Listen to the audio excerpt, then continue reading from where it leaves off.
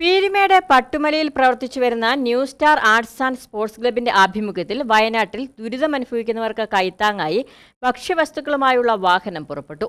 നിരവധി സുമനസ്സുകളുടെ സഹായത്താൽ സമാഹരിച്ച വസ്തുക്കളാണ് ക്ലബിലെ 20ഓളം അംഗങ്ങൾ വയനാടിന് എത്തിച്ചു നൽകുന്നത്. കേരളം കണ്ടതിൽ വെച്ച് ഏറ്റവും വലിയ പ്രകൃതിക്ഷോഭമായി വയനാട്ടിൽ ഉണ്ടായ ഉരുൾപൊട്ടലിൽ അവിടുത്തെ HML എസ്റ്റേറ്റ് തൊഴിലാളികൾ ഉൾപ്പെടെയുള്ള നിരവധി ആളുകളാണ് ദുരിതം അനുഭവിക്കുന്നവരും ഉറ്റവരും ഉടയവരും നഷ്ടപ്പെട്ടവരും. അവരുടെ വേദനകളും നിസ്സഹായാവസ്ഥയും മനസ്സിലാക്കിയാണ് പീരുമേട് പട്ടുമല HML എസ്റ്റേറ്റിൽ പ്രവർത്തിച്ചു വരുന്ന new star arts and sports ക്ലബിന്റെ ആഭിമുഖ്യത്തിൽ ഭക്ഷ്യവസ്തുക്കളും ഒപ്പം വസ്ത്രങ്ങളും നിത്യോപയോഗ സാധനങ്ങളും സമാഹരിച്ച വയനാട്ടിൽ ദുരിതം അനുഭവിക്കുന്നവർക്ക് കൈത്താങ്ങാകുവാൻ ക്ലബ്ബ് ഭാരവാഹികൾ തീരുമാനിച്ചത്.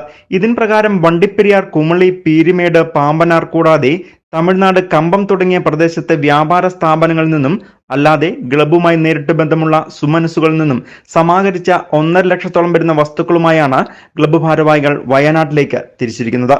Pattumala new star arts and sports ക്ലബിന്റെ ഭാഗമായിട്ട് വയനാട്ടിലെ ദുരിതാശ്വാസ ക്യാമ്പിലേക്ക് കുറെ അത്യാവശ്യ സാധനമായിട്ട് ഇന്ന് ഞങ്ങൾ ഇവിടുന്ന് 18 പിള്ളേരും 2 വണ്ടി ലോഡുമായിട്ട് ഞങ്ങൾ പോകുന്നുണ്ട്.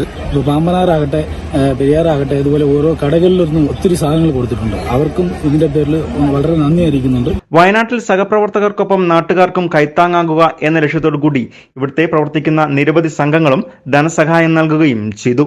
തുടർന്ന് പട്ടുമല 2ാം ഡിവിഷനിൽ എത്തുകയും അവിടുത്തെ തൊഴിലാളികളുടെ നേതൃത്വത്തിൽ മെഴുകുതിരി കത്തിച്ച് ആദരാഞ്ജലികൾ അർപ്പിച്ചു.